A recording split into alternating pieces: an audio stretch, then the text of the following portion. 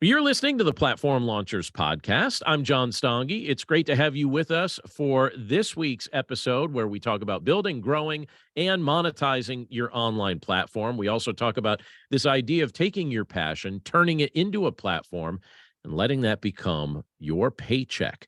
And I was just enjoying a nice conversation with our members club. They are live here on this call with me.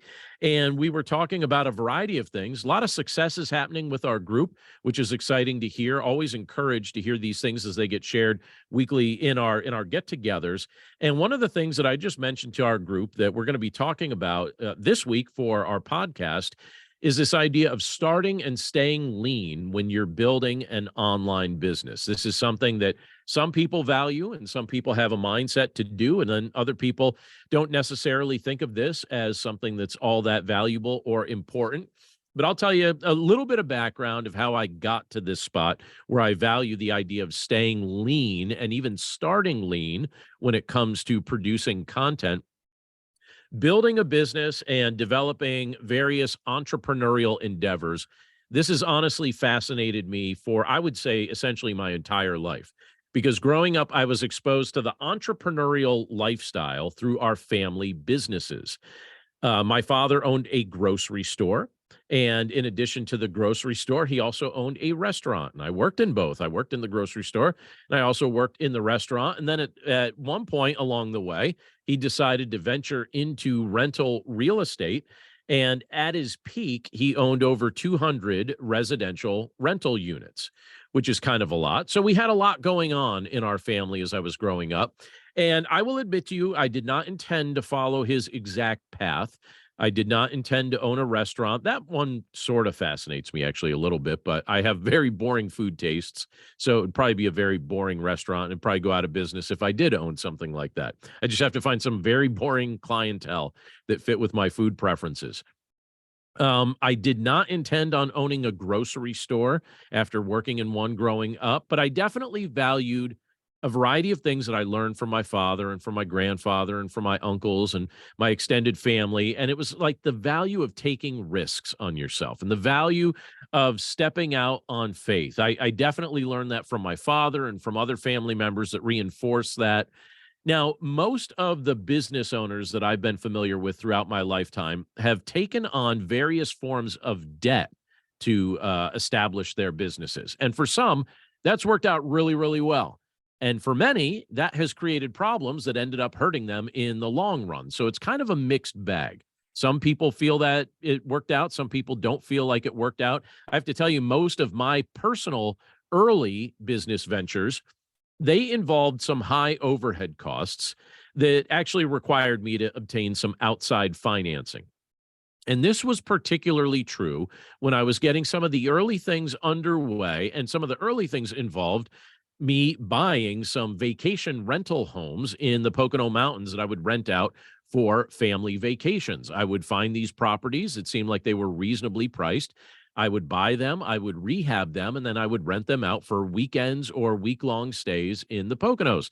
Now, the truth is, it ended up being a rather profitable way to earn an income. And if you like real estate, I would recommend that as something to at least look into doing. But I have to tell you, one of the things that stole some of the joy of that experience from me was the fact that I was highly leveraged.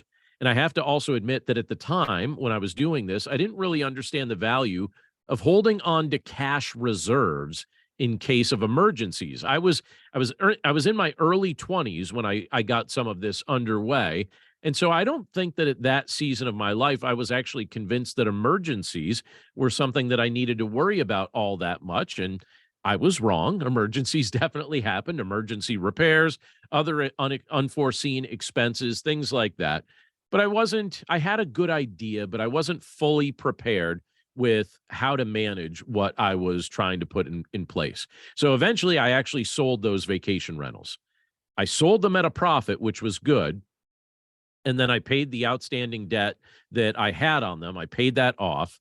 But because I was so highly leveraged, I remember feeling relieved to remove these things from my life, even though They were income generating assets. And someone who had more experience would certainly look at what I was doing and say, why are you getting rid of these things? They actually produce income for you. But I was over leveraged, and it was producing more stress in my life. I'd be more prepared to do that sort of thing now. But it also taught me a little bit about the fact that I don't know that I'm really someone who desires to be in the rental real estate business. Maybe, maybe not. I don't know. It doesn't, for some people, it's a passion. For me, it's not. But I'll tell you one thing I learned in the midst of that. In the midst of working with various lenders to be able to buy those properties, I started to develop a fascination with the real estate lending process. And I thought, this looks like it's rather profitable. I'd look at those statements after I would close on a loan, and I would say, wow, for the amount of work that this lender did, look at how much money they just made. They just made thousands of dollars because I purchased this home and utilized them as a lender. And so I thought maybe I should become a mortgage broker. And so that's actually what I did. I became a licensed mortgage broker in the state of Pennsylvania. I set up a business entity. I opened up a physical office location in Peckville, Pennsylvania. I had the cost of my training. I had the cost of my licensure. I had other business expenses, including getting that physical office set up. And that was a lot of money, especially at that season of my life when I was doing this. Truth is, it was more than I could easily afford. So again, I borrowed startup capital. And looking back, I can honestly tell you that was a mistake, because one of the things that I didn't know was going to happen, and no one could foresee this, not long after I started that business as a licensed mortgage broker, the real estate market started crashing. So this is in '06, '07, '08, that period of time. You remember what happened in the American economy during those years? The real estate market crashed completely. And most of the lenders that I was approved to work with, they started one at a time going out of business. And so after 2 years of doing this, I remember my last loan that I closed, the lender called me and he said, listen, if you could close this loan by this date, you'll be fine. But if you close it after that, it's not going to be with us because we're going out of business at the end of the month. And I remember thinking, oh no, they're the last lender I'm approved to work with. So when they went out of business, I basically went out of business. I thought, well, I could get approved to work with other lenders, but here's the thing I learned about mortgage brokering. I didn't enjoy it that much. It actually has a lot of stress that comes along with it. It can be profitable, but it was more work than I realized. It wasn't just as simple as filling out forms. And so from there, I had another idea. Now, again, this is right around 2008, and I thought this was a very innovative idea for the time. Now it will probably seem like something that, you know, not that surprising because we've all seen it done. But at the time, I was pretty new to using Facebook, and social media was just starting to gain in popularity. And so I decided to take $12,000. I had it in cash. And so I didn't borrow for this one, but I hired a web developer to help me build an online social network for small business owners. I paid him $12,000 out of pocket to help me get this established back in 2008. And even though it was a practical idea, and there were hundreds of people that actually signed up for it, which was kind of cool, I did not understand marketing well enough for it to truly succeed. I didn't value marketing. I didn't understand some of the things I understand now about marketing. And what ended up happening is because I didn't have a marketing plan in place, I kept this thing going for a year or two, but the idea was quickly overshadowed by other online social media giants as they started growing exponentially and social media started to really take off. And I could see the writing on the wall. And I realized, you know what? I paid 12,000 bucks to learn a good lesson. And next time I do something like this, I'm going to have a little bit more of a plan in place so that this doesn't become something that keeps costing me a fortune to actually try and experiment with new ideas. Now, since that time, here's what I've learned. I gave you three examples of things that sort of work and sort of worked and sort of failed in my life. But since that time, I've learned the value of starting and staying lean. When I have a business idea, that's my goal. Start lean and stay lean as best as you can. When I'm trying to get something off the ground, that's what I want to do. I've also become personally adverse to debt. I don't want to take debt on at this season of my life. I no longer, some people think this is really weird. For me, it gives me a lot of peace of mind. I no longer carry any business debt. I no longer carry any personal debt of any kind. For the past couple of years of my life, I've been completely debt free, and I don't want to go back to having debt. Now, some people would say that's not for them, and I understand. I'm not saying that everyone needs to do what I did, but I have to tell you, this is the path I prefer. My preference is to do things debt free. So if I'm going to stick with that, when I have new ideas, that means I need to keep my expenses low or certainly within budget. I need to be able to make sure that I'm able to finance my ideas with the resources I have on hand so that I'm not putting myself in a spot where I need to borrow and incur more debt, because that goes against what I've decided I want to do as my personal practice. Now, keeping your costs down when you're starting a business, I think it's crucial for four reasons. These are my four reasons. Tell me if you agree. First of all, cash flow. If you're keeping your costs down, it helps with cash flow. When you're just starting, cash flow can be tight. You want to ensure that you have enough money to keep the business running. And if you keep your costs low, that's going to help you conserve your cash so that you have the money you need to invest in growth opportunities as they arise, and they will arise. All right, second reason is this: profitability. Starting a business, it requires a lot of investment. It's a personal investment, it's a time investment, and it's going to take time, most of the time, when you're starting something from scratch, to generate some consistent revenue. It doesn't always happen right away. So if you keep your costs low, that will help you become profitable faster, in my opinion, which I think will be important if your goal is to sustain your business in the long term. I think a third reason to keep your costs down when you're starting a business is flexibility. When you keep your costs low, you're better positioned to adapt to changes that you might need to make in what you're doing. If you have a whole lot of overhead expenses, it's going to be challenging to make changes, and your business model might be something that you feel like, oh, I don't know if I want to take the risk to pivot here or pivot there. And then you lose your flexibility sometimes if your costs are and your overhead is too high. All right, number four on why I think it's valuable to keep your expenses, your startup expenses lean and low, is investor appeal. If you're reaching out to other people to be investors in what you're doing, if you're seeking any form of outside funding, so it doesn't necessarily need to be a loan, maybe it's some form of business partnership where you share the revenue that the business is generating. But if you're seeking any kind of outside funding, I think the people that are likely to invest in what you're doing, they're going to want to see that you're being responsible with your expenses, that you're not wasteful with the capital that's coming in. And so showing that you're keeping your costs down, I think that can demonstrate that you're focused on the bottom line, that you have a plan for profitability. These are things to keep in mind. Now, I recognize that building a business or an online platform, as we talk about here in Platform Launchers, I realize that trying to build these things without much money, that can be challenging. I think a lot of people look at that and they say, that's challenging. You got to have some startup capital. I'm telling you, it may be challenging, but it's not impossible. And if you agree with me that you want to keep things lean, if you want to start lean and you want to stay lean so that hopefully you get to a spot of sustainable profitability long term, let me give you a few additional tips. First tip is this: start small. What you do is you focus on the resources that you have and you look at what you can do with the resources that you have. So you start with just a small product, or a small service sometimes can be even better. Something that you can already afford to produce or provide, and then something you could scale up as time allows and as your business grows.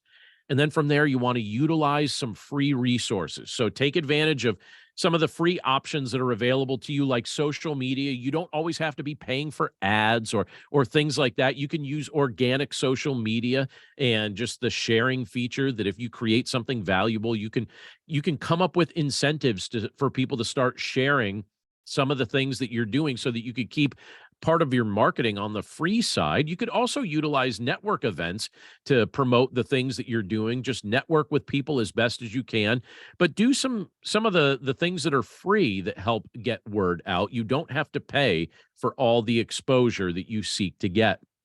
Something else I'd encourage you to do is leverage your skills as you're trying to leverage your network. So think about some of the skills and connections that you already have in place and use those to create some partnerships or maybe some collaborations that can actually help you grow your business without spending much money collaborating, especially in the world of online platform development. If you can collaborate with somebody who already has something established, maybe you could borrow their audience by inviting them to join you for something that you're doing. Collaboration can be a great way to actually build things up and start building momentum without spending a lot of money.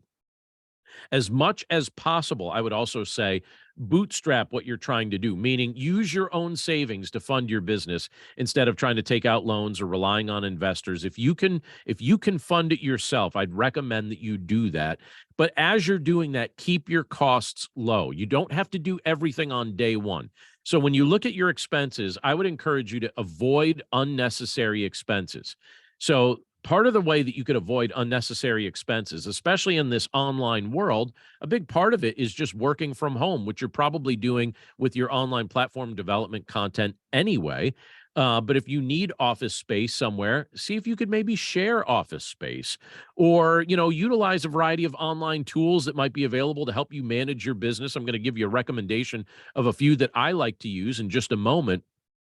But the whole idea is you want to stay focused on generating revenue, not incurring debt, not generating more and more expenses. You want to keep your mindset focused on generating revenue. And that revenue is going to come from your products and it's going to come from your services.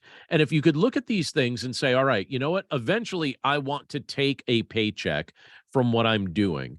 But in the initial phases, because I want this business to grow, I'm going to take my initial profits and I'm going to reinvest those things back into the business so that I could help the business grow. I do that almost always now with the different things that I choose to build. I actually think that in the first year and a half, 2 years of what you're building, it's kind of useful to have in mind that you're not going to really take home a whole lot of profit that you're going to keep. You're going to use those profits to reinvest in what you're building and help it to grow. I honestly believe it's possible to start a healthy, thriving online platform or online business with very little cash out of your pocket. And in some cases, I actually think it's possible to get things started for next to zero, especially if you're focusing on content that you're going to create and then disseminate, or if you have a service that you're going to offer that doesn't involve you having to buy a whole bunch of specialized tools or materials or things like that. Sometimes certain services that we can offer don't really have a whole lot of overhead expense. The greatest expense that we have with some of those things is the time that it costs us to invest in what we're building. So get creative. Think about some of the things that you could utilize that are not that expensive. Social media is one that a lot of people talk about. I don't use social media a ton with what I'm building, but I definitely use it some. But I'll tell you my favorite tools, those that are already involved in our members club and platform launchers know that these are the tools that I like using because I talk about them a lot. But I love using Squarespace for building websites or blog content. I've had a great experience using them and they're not very expensive. I think most people, if you were starting a business and I told you that to start the business, you would have to spend a little less than $200 in a year. Do you think you could come up with that kind of capital? Well, that's how much it would cost you to use Squarespace.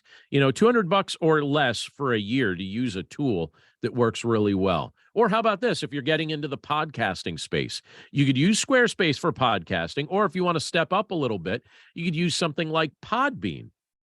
And Podbean is something that won't cost you all that much for a year. I don't know what plan you would choose with them, but you could use their service and spend less than $100 a year and have a professionally distributed podcast with them. I love their service.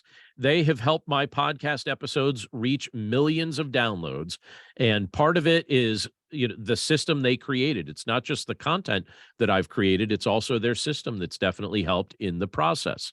Another tool that I love, it's probably my favorite tool because it's an all-in-one thing, is Kajabi. And some people would say Kajabi's expensive.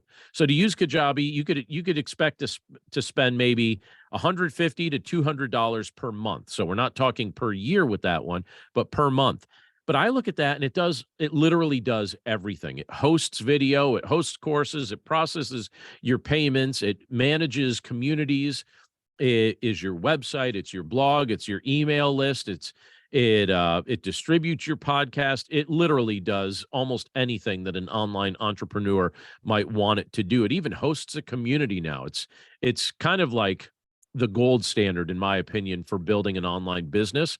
But think about this. Even that being the most expensive tool that I just listed, it won't cost you anywhere near what it would cost if you were going to create a brick and mortar business or start a rental real estate business, or if you were going to lease office space or buy a property or whatever it may be. Some of those early things that I mentioned that I did, they weren't lean at all. They were very, very expensive. They involved a lot of upfront expense. And when I think back to that season of time, I would have begged to spend 150 or 200 bucks per month for those different things to actually be able to start something that was an online business. And that's kind of what I mean about starting lean. And I have to tell you, sometimes you can start something up with something like Kajabi, and if it's a good idea right off the bat, you might be able to generate enough revenue coming in from it that will take care of your out-of-pocket expenses and make it so that really it's not an expense for very long, if at all.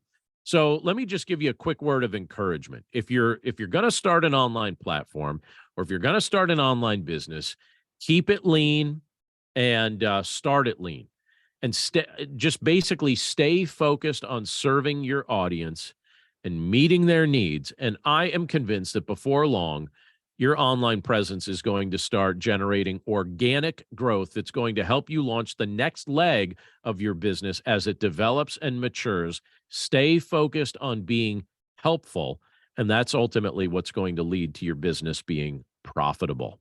Now, before we finish up this week and before I jump into Q&A with our members club that we have, again, live here on the call, I just want to invite you, if you're listening to our podcast or if you're watching us via YouTube, to take a test drive of the members club. We let you try it out for 2 weeks for free. You get a whole bunch of video content, our video library of all sorts of online platform development training and monetization tools. It's robust. You've got hundreds of hours of training there that you could access. It's like the Netflix of online platform development at this point. And you could check it out for free for a couple weeks. Just go to platformlaunchers.com and you could take that test drive. We'll even welcome you to join us for a couple of our live calls if you want to jump on board here and join us live. We'd love to see you. We also have on our website a 3-week platform development planning guide. If you're trying to figure out an idea and how to plan the development of your online platform, just go to platformlaunchers.com and you could check out that free 3-week online platform development planning guide. You could download it immediately and maybe start planning out your platform idea. And if we could help you in that process in any way, we'd certainly love to be part of that process with you. But that's it for us this week. Thank you again for tuning in. It's always a pleasure to be able to interact with you each and every week via this podcast and via our YouTube channel. And we hope that if you're a regular watcher and if you're a regular listener, that we will see you right here next week. Take care.